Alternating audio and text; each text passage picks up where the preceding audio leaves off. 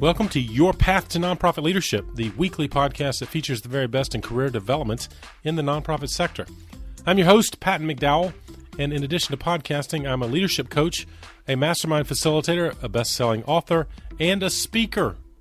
I love taking these nonprofit leadership topics on the road or into your Zoom room. So if you need someone at your next conference or workshop, check out my new speaking page at pattonmcdowell.com for more information. Well, I know you're going to enjoy this fantastic conversation I had with Grace Nicolette, who serves as the Vice President at the Center for Effective Philanthropy. Now, that role alone and the great work she's doing there gave us plenty to talk about, and it certainly relates to the trends and issues that affect every element of your nonprofit leadership. But what I think will make this conversation even more valuable for you is that Grace has a fantastic leadership journey herself, and she's learned lessons working in the international philanthropic community and has brought some of those lessons and experiences now to this conversation and helps share some of the resources she continues to use to this day. Lots of reasons to check out the show notes for this episode. It's number 188. Just go to the podcast page at pattonmcdowell.com and you'll find all of the resources mentioned, as well as more information on Grace and the great work she's doing through the Center for Effective Philanthropy. Without further ado, please enjoy my conversation with Grace Nicolette. Grace, thank you for joining me on the path. Thanks for having me. I'm delighted to have this conversation with you, Grace. You have a wonderful perspective of all things nonprofit leadership and philanthropy and many other topics that we will unpack from your work certainly at the Center for Effective Philanthropy, but also other parts of your journey. And something you and I had a conversation about prior to this recording session was, of course, all the leadership issues in our sector and maybe some of the surprises that leaders face when they join our nonprofit sector. I wonder if I could open with that question, Grace. What are some of the surprises? Because I think many of our listeners want to lead a nonprofit, but perhaps they need to be aware of some of the things you have already considered. So is there a particular surprise that you might raise to start us off? Yeah, I think, I'm thinking to a lot of conversations that I've had with folks who reach out because they would like to make the switch, for instance, from the for-profit world into nonprofit leadership. And I think that often they're searching for meaning, right? Like perhaps they are in a for-profit environment where, profit is king and they're searching for something that has more purpose. And what I often say to folks like that is that, yes, it's true. You actually can find a lot more purpose working in the nonprofit sector, but that it's also important not to put it on a pedestal, right? Like right. Culture is, something that every organization, whether for-profit or nonprofit or government or university or, other settings really has to reckon with. It's something that has to be carefully tended and stewarded. And so my recommendation for folks who are looking at nonprofit jobs is that really looking into the culture of an organization can be so important. And I think that sometimes people are surprised that there can be really unhealthy nonprofit cultures as well. And obviously when we think about it, it's like, well, of course, there's probably healthy and unhealthy cultures everywhere. But I have encountered folks who have been surprised by that. Such a good point. In fact, my first career opportunity in the nonprofit sector was with Special Olympics International. And for many volunteers in that organization, of course, it's a feel-good experience. And I wonder, Grace, if perhaps others have had a feel-good experience as a volunteer or maybe a more external perspective. And to your point, they don't really understand the internal mechanics. Right. And I would say, with any job, the supervisor that you would have, your direct supervisor, often has the most impact on your day-to-day experience. And so really understanding not just the culture of the leadership and the whole organization, but how is your direct supervisor, or in the case, if you're an executive director, what is the board like? Because they would be your boss. What is the culture there? What are some of the norms and values that drive the practices there? Well, great point. And I want to unpack that further because, again, as you and I have talked about, there are listeners exploring this perhaps right now, or Mhm. exploring, certainly elevating their professional career. Well, let's talk about your exploration of the nonprofit sector. You had some, I guess, similar opportunities early on, including in the international sector. So I wonder, tell us a little bit about your journey and maybe how it's led to the work you're doing right now. Yeah. So many people ask, how does one get into a career in philanthropy, which is the sector that I work in now? And I say that, like a lot of people, I backed into it. So certainly there are, grad school programs out there now for philanthropy, but for me Right. and for many others, it was a surprising journey. I started off in a finance job right after college, and then wanted to work overseas. So I actually got a job in finance for a semiconductor company in Shanghai, of all places, Wow. a few years out of college. And I was volunteering on the side there quite a bit.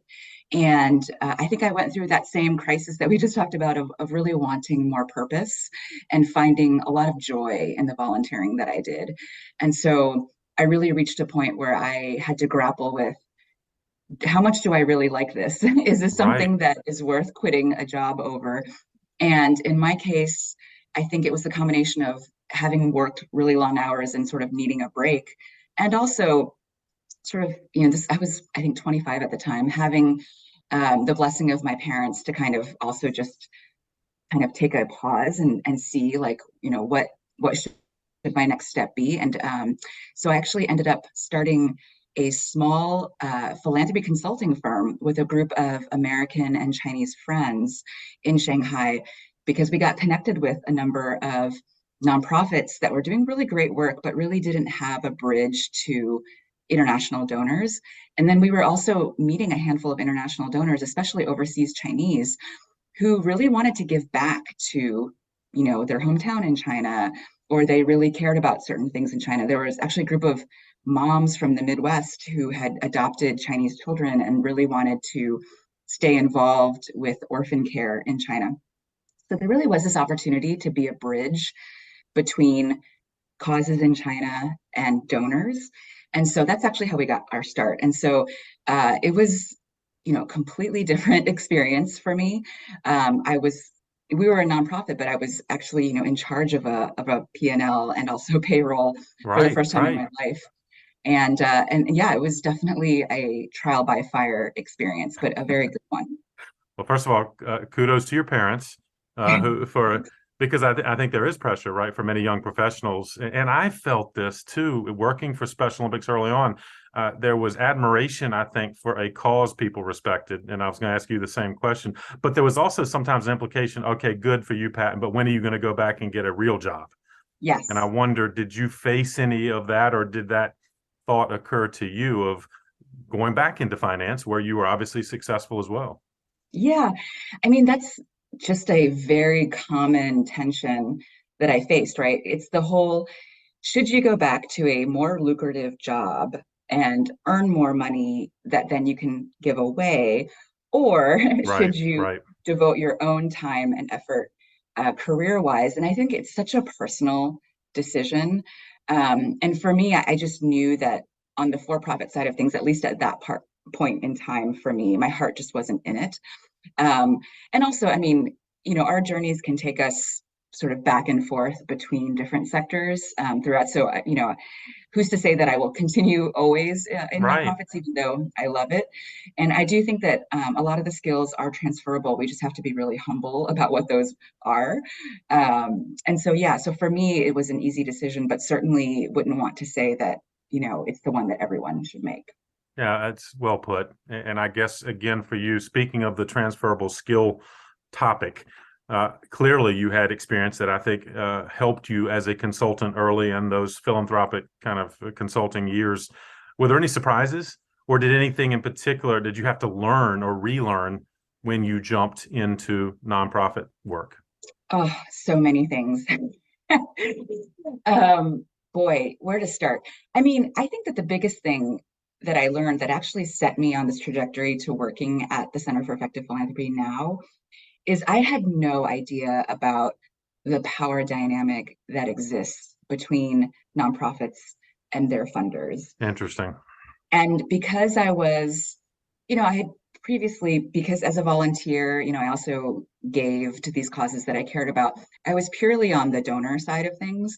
And once we became more of a bridge, I began to see things more from the nonprofit's perspective. And it was very eye-opening, right? Like, it really is in some ways inhabiting a different reality of having to fundraise, having to, really understand the needs of a community and, balance managing a staff, all of that. And so I think that I really came to appreciate just how challenging it is to run a nonprofit well, Yes. Yes. and what heroes nonprofit leaders are in ways that sometimes funders, I think, don't realize. Yeah. Well, I'm so glad you left that up. And then I guess fast forwarding though, what led to your current work at the Center for Effective Yeah, Philanthropy? And then tell us, for listeners who don't know, what is the Center for Effective sure. Philanthropy? Yeah, so I around 2011 decided, it was time to sort of move on to my next chapter. My then fiance, now husband, was in Boston, and so I had known about the Center for Effective Philanthropy just because it's a very well-known organization within philanthropy. I've been following CEP's president, Phil Buchanan, on Twitter, even from China, Oh, and wow. loved kind of what he was saying. And so when I landed here in Boston, I quickly found out there were actually very few China related jobs. I'd have to be in like a bigger city for that. But then I saw an opening at CEP, and so I applied for it, and the rest is history. I've been there for over 11 years now. And I think the thing that really attracted me was really two things. One is CEP is really trying to like create these feedback loops for nonprofits to really share like useful, credible feedback back to their funders so that funders can be better. And having experienced some of the positive and negative effects that funders can have on nonprofits in that China context, I felt it like in my bones that Right. this sort of service was really needed. And the second is that it's just the culture at CEP is just really unique and special. It's very employee centric. It's incredibly thoughtful around the employee experience. And so I really, frankly, never worked anywhere like that before. And having run my own organization, I really appreciated how difficult it is to steward that well, and appreciated actually, taking a step back and being led for a while Yeah. instead of Yeah. having to make all the decisions. And so anyway, that's sort of my story. But in terms of what CP does, so we're a nonprofit. We're headquartered in Cambridge, Massachusetts. We also have a San Francisco office. And what we do, basically, we provide free research on best practices, and these are all evidence-based best practices for funders of all kinds, so institutional foundations as well as major donors. We're probably best known for our assessments for foundations. So early on, Phil and some of my other colleagues created what's called the Grantee Perception Report. So Interesting. basically, Yeah. it's a grantee survey that funders can commission, where as a sort of independent third party, we can go out and survey the grantees of, we've done this for everyone from the Gates Foundation all the way down to tiny family foundations. And we do this on a regular basis for a lot of them. And we give the results back in a benchmarked way, right? So like, grantees have a great position in that they can understand a funder's impact in a way that perhaps others can't, right? And so it's just really useful information. So it's not really like a program evaluation per se. We're not saying like, how's your education program doing, foundation? It's really more like, how clear are your communications? What's the perception the grantee has of, you as a funder, your impact on their organization, on their fields? How many hours are you spending on this funder's processes, like the application process, all of that? Right. And it's just so rich. And so we have many assessments like that. We have a donor assessment for community foundations, we have staff assessments, and then we also create custom ones. But it's just such a powerful experience because funders don't really have other feedback loops. Like if you're in a business, you have that profit, number that is giving you the feedback that you need about how the market is understanding you. But that dynamic doesn't really exist in philanthropy. So we come with a bunch of really helpful and salient insights and data that help funders improve. I love that. And you do indeed have great content. There are going to be multiple links, I'm sure, in the show notes for this episode, Grace, to make sure nonprofit leaders can get to this. And correct me if I'm wrong, but to build on your point, if I'm a nonprofit leader, the value to me of the Center for Effective Philanthropy will be to better understand the donor mindset. I guess, of course, you're helping educate the donors themselves, the Yes, funders, right, about the nonprofit reality. But again, if I could ask again, sure. why should a nonprofit leader take advantage of the great content you're providing? Totally. So many nonprofit leaders have said to us, you are saying things that we are thinking all the time, but sometimes it's not something that we can say without risking, the funding, Right, basically. exactly. Like we want funders to realize that, for instance, giving us general operating support versus project funding that's, locked down to one particular project is actually a more helpful way of supporting our work.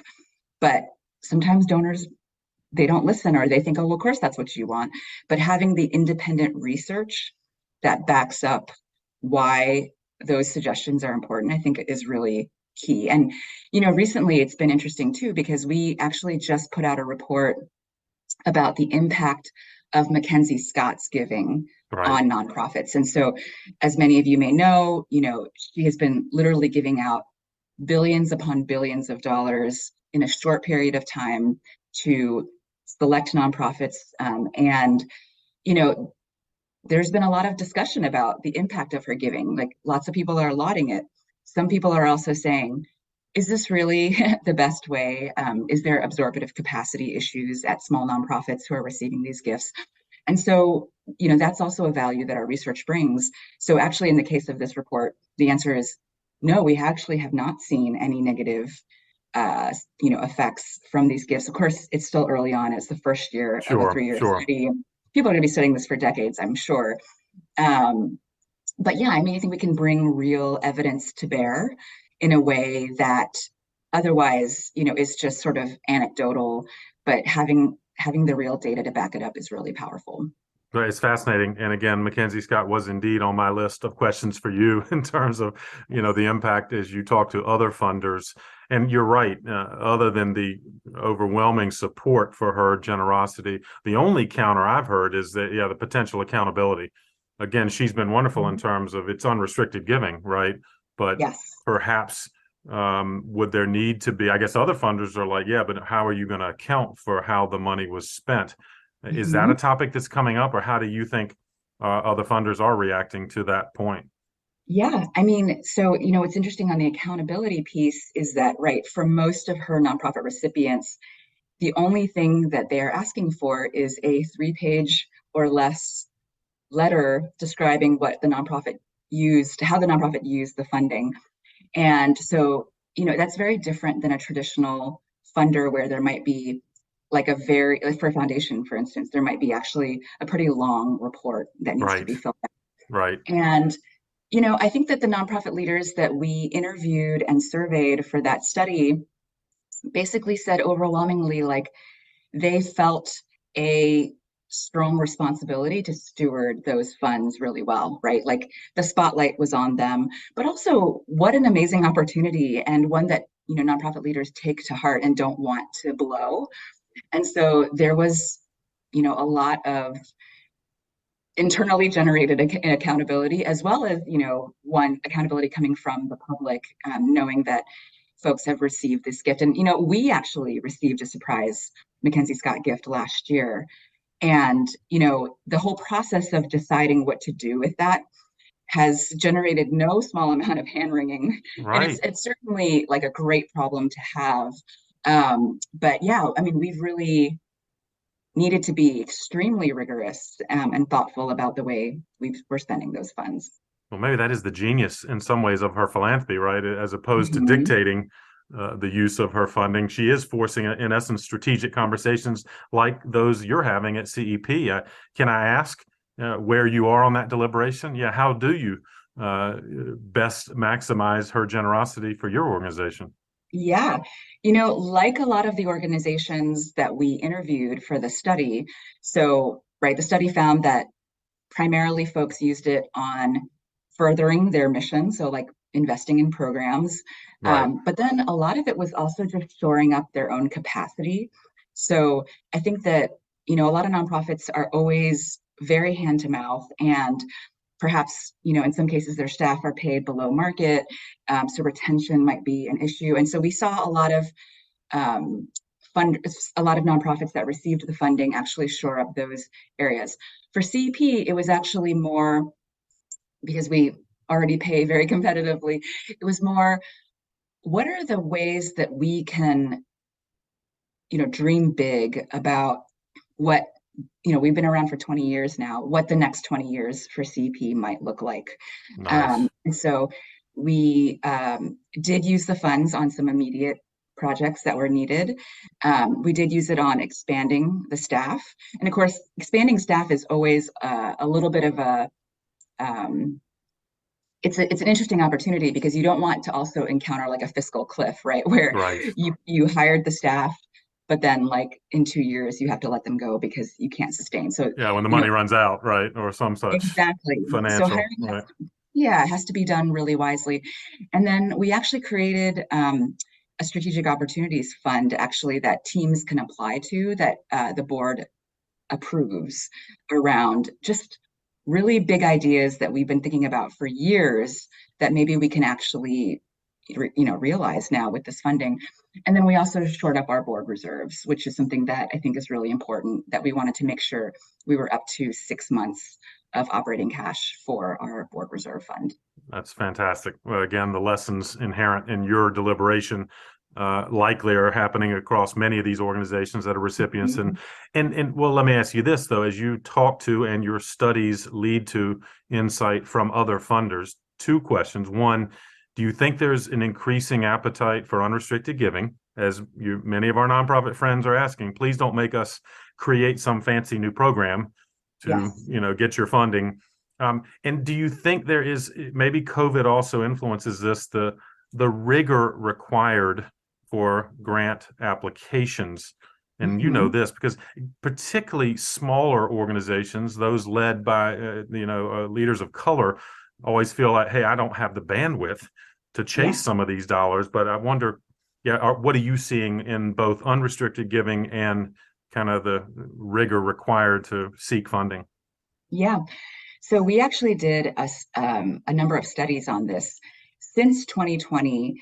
It was very interesting because once COVID hit, and especially after the protests that came after the death of George Floyd, we actually saw a lot of coordinated action among foundations. So, for instance, there was this pledge that the Council on Foundations hosted that I think over 700 foundations signed on to, that was basically like, we're in a moment of crisis.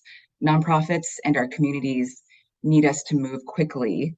So therefore, we will pledge to do things differently than the usual. And so that included moving money more quickly, more in an unrestricted fashion, more to communities that are disproportionately impacted by things like COVID and systemic racism, and then also loosening reporting requirements on the back end. And we wanted to see, did funders actually make those changes? Right. It's one thing to like pledge Yes, something, yes, and it's right. very different to actually do it because a lot of the processes at a foundation are just really baked in, right? And it's not necessarily a sector that's known for changing quickly on the fly. And we had been, part of conversations in the philanthropic sector for decades, 2 decades, around general operating support is really found to be most helpful for nonprofits, but the actual proportion of folks giving that kind of funding out didn't seem to be moving over time. Well, anyway, the study showed that it did move. We Good, did good. see a larger proportion of funders giving that kind of support, and also loosening restrictions, both application wise as well as on the back end with reporting. And we did another follow-on study a year later, last winter, and it showed that funders were hoping to really sustain those. And so, there's this broad trend right now that people are talking a lot about called trust-based philanthropy, Yes. where we're elevating more the perspectives and listening better to those who are on the ground, to the communities and the nonprofit leaders that funders are trying to serve. And, I would say that our perspective on that is that it's really important to do that, and that there really isn't an inherent tension between trusting and having rigor and actually a strategy and learning, right? So no one is saying you should just throw out the application process or the reporting process, although some funders actually have done that Wow. in Right. sort of emergency times. I think that it's about right sizing, right? Because, if you lead a nonprofit, if you talk to any nonprofit leaders, oftentimes you work on these reports and the funder doesn't even read them, right? And so Right. you Right. you end up like slaving away over something that isn't even used. And so our message to funders has been, let's make sure this is right sized. Like, you need to collect learning and evaluation. That's all very valid. Let's make sure it is appropriate to the size of the grant and the scope of the work that is done. And I think that that in itself has been a really useful challenge to a lot of funders for them to think about. Well, something else, Grace, I've seen, and I wonder, I feel encouraged that perhaps this process, the silver lining of a pandemic and so forth, and the George Floyd crisis, has created more dialogue. And Yes. perhaps more funders are breaking down the wall of the application and just saying, hey, let's talk about this and how we might work together. But is that fair? Would you see that as well? I would say so. I mean, before, I think funders, you still see a lot of this, but I've been encouraged by the changes that I have seen of, funders creating application processes, reporting processes that were so bespoke to their particular cares Yes. that, they had to create, nonprofits would have to create something completely from scratch for them. And we're seeing funders say instead, hey, why don't you share with us an application that you sent to another funder, and that will be good enough. Or why don't you send us your annual report? And the responsibility is then on us to read and digest and come back to you with questions. Interesting. And so then the report becomes a phone call, perhaps from the funder to the nonprofit executive director about the work. And so the dynamic of sort of the burden shifts in a helpful way. I think that nonprofit executive directors really appreciate. Well, I'm delighted you brought that up. And I was going to ask you again from the funder perspective. And I know this is a generalization, but are there certain things you think they're looking for?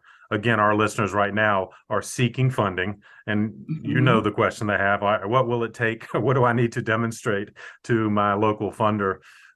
For example, are funders looking for more collaboration amongst nonprofits?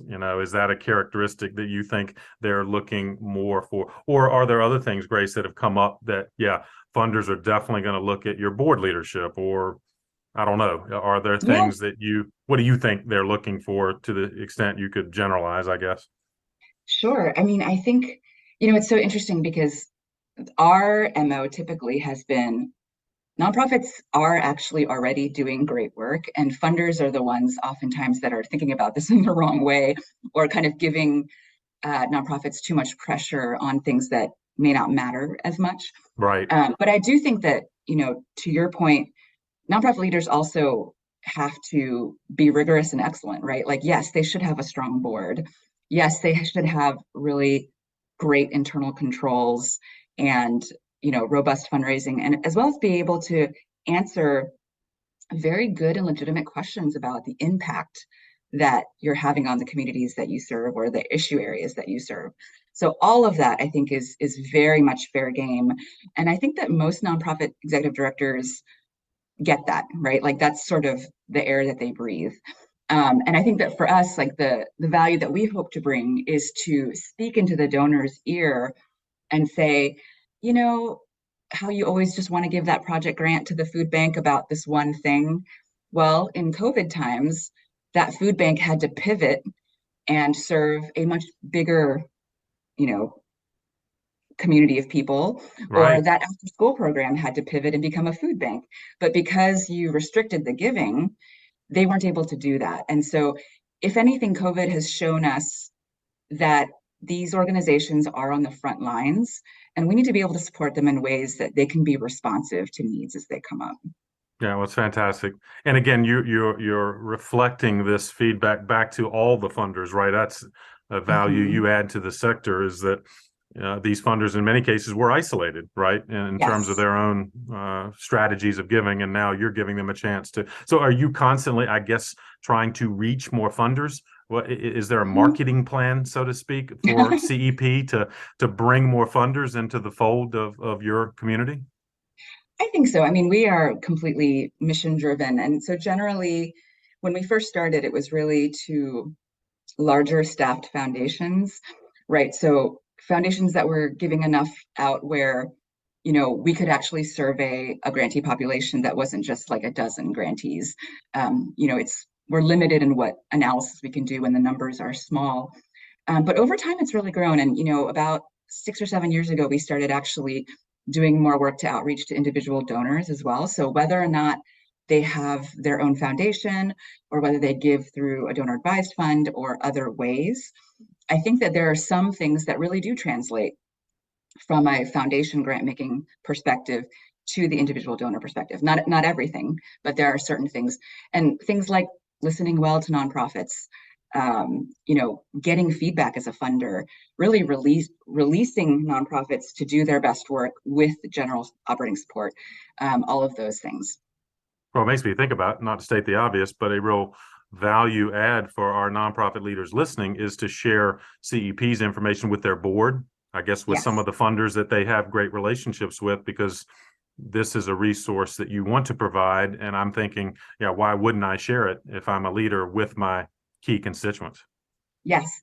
And I would not be surprised if a lot of your listeners, our listeners now, actually have received a grantee survey from one of their Yes, funders. yes, right. And what's amazing about the experience, I'm always, so surprised, but maybe I shouldn't be, is that if you look at social sector surveys, like the response rates are going down over time, right? Like we all have shorter attention spans, but the average response rate on one of our grantee surveys is really high. It's like around 74%. Wow, And that's so impressive. it really shows that nonprofit executive directors, especially, really welcome the opportunity to give feedback on their funders because they really don't have any other channels to do that. You can have one-off conversations, sure, but this kind of comprehensive feedback that is done in a confidential way. So there's, survey questions, but there's also open-ended comment sections. It's just so instructive and constructive for Yes. funders. Like they learn their unique strengths, and they also learn like unique opportunities for improvement. And there's really no such thing as like the perfect funder. Like there's always strengths and opportunities, and it's just such a generative conversation and like a learning conversation. But again, fantastic. And what a great way, again, for a nonprofit leader to lift up some of these topics without appearing to be self-serving, right? I'm not Exactly. just going to my funders and kind of offering my concerns or complaints, but hey, let's be part of a larger dialogue that CEP, frankly, is creating. And by the way, do you find your audience is international as well as national, or how would you describe kind of Yeah. the community that CEP is building? Well, we certainly started in the United States, but increasingly it has become more international. And so Yep. we have, a staff member now based in Europe. And I think that particularly in countries that have a like institutional foundation form that reflects somewhat the forms that we have in the United States, they've really benefited quite a bit from our assessments and our insights. So whether that's, in India or the UK or Switzerland or Israel, there's just been a lot of engagement and interest there. And really, one exciting thing for us is that a lot of our data now is US based, but I think that the direction we're going to go is that over time we'll have unique insights by region as well, hopefully. Yeah, that's exciting, and I will look forward to following the growth and Mhm. development of what you are doing. And in fact, one of the resources I want to talk about that illustrates the growth and development is the podcast you and Mhm. Phil co-host, Giving Done Right. And as a fellow podcaster, of course, I'm a fan of what you're doing. But maybe you could talk about, yeah, how did that come about, and what is the purpose of your podcast? Because I want to encourage our listeners to check it out. Thank you. Yeah, so Giving Done Right actually came about. Our first season was in 2020 during the pandemic. And because travel was curtailed, I think we had to think very differently about how to reach our audience with these like insights on effective giving. And so I think the podcast was a natural kind of idea and outgrowth of that. And so, we've had 3 seasons so far. We actually just wrapped season 3. So one season per year, usually in the fall, leading up into the giving season. And we have a mix of, you know, inspirational donors, inspirational nonprofit leaders that folks may not have heard of, foundation leaders, and we just discuss kind of trends and best practices. And it's been really great. It's like a really engaging kind of way to digest and kind of marinate in some of these ideas around effective giving. And we were really surprised because we didn't think, frankly, it just feels like a podcast sometimes, as you know, is like you just put it out in the ether and it can be really hard to understand kind of what um, the actual impact is. But it's been really positive for us. And we were very surprised that last season we learned we were in like the top 2% of podcast downloads, It's which fantastic. was kind of shocking. So yeah, I encourage folks to check it out if they're interested. It's at givingdoneright.org. Yeah, I can't wait to certainly lift that up in our show notes as a link. And again, you brought this kind of seasonal approach. So have you begun, you and Phil, to think about the next season or seasons? Kind of how do you what have you learned from what you've done so far, and how might that impact, I guess, more the same on the podcast front? Yeah, we're still having that discussion now. It's the same team in our organization that does the podcast as plans our kind of national conference, which happens every other year. And we haven't had one since 2019, but we are having one next year.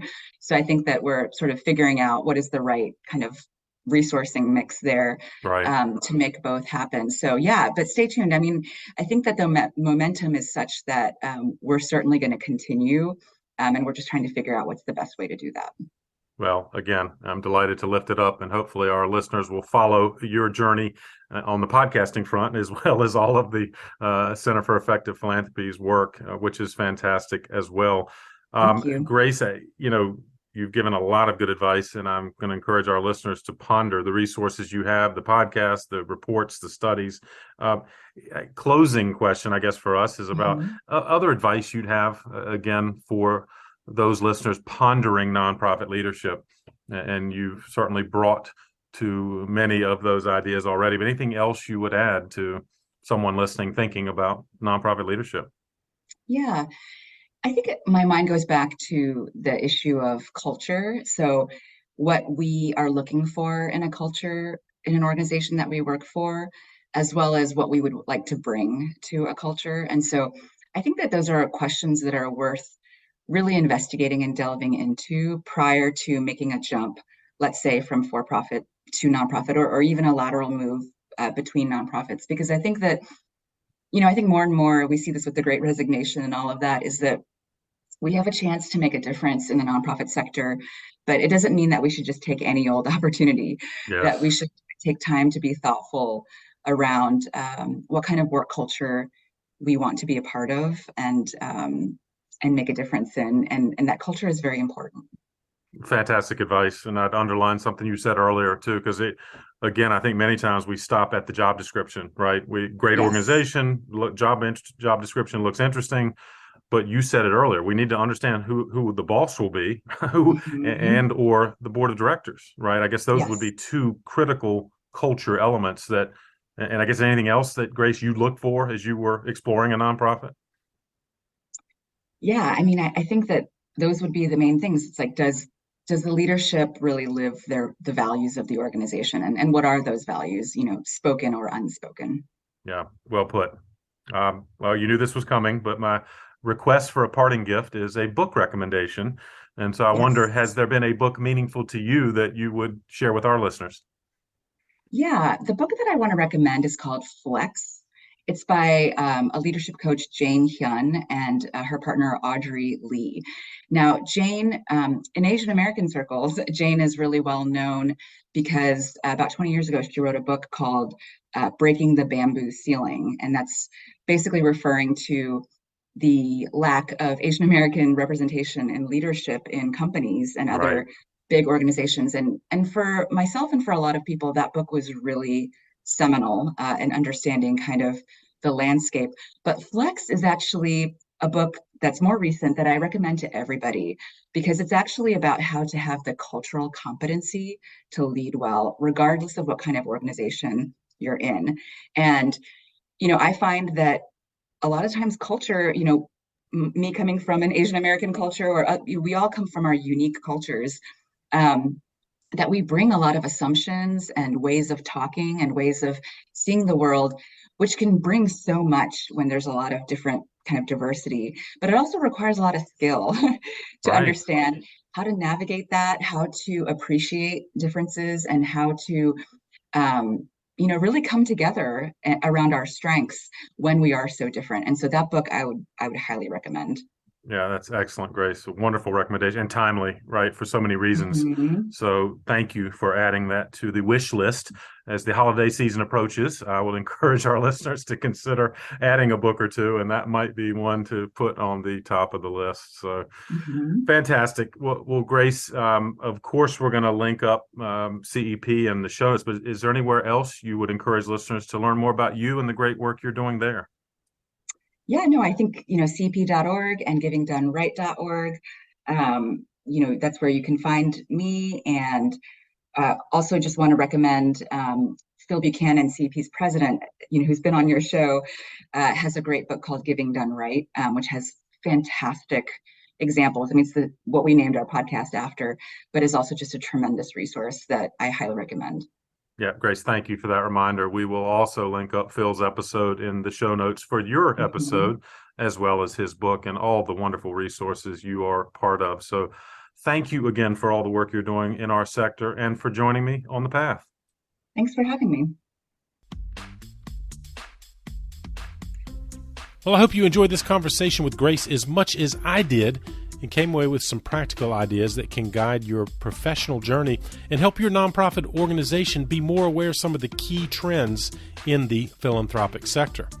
Now, don't forget about the show notes. They are available on our website, pattonmcdowell.com, where you can find out more about Grace, the Center for Effective Philanthropy, and the fantastic resources it provides, including a podcast that's called Giving Done Right that she co-hosts with her colleague, Phil Buchanan. As always, please share this episode with someone else on the path. And if you haven't already, you can subscribe by going to the podcast page at pattonmcdowell.com. And you just have to hit the follow button, and that will assure that you won't miss any of our weekly episodes. They come out every Thursday. And of course, if you like this episode, click on the episodes button at the top of that same page, and you can scroll through thumbnails of some of our most popular episodes or search by topic or guest name. Thanks, as always, for the work you're doing in the nonprofit sector, especially right now, and keep up the good work for causes that are most meaningful to you. I'll keep bringing you content that can help you do it even better. Have a great week. I'll see you next time on The Path.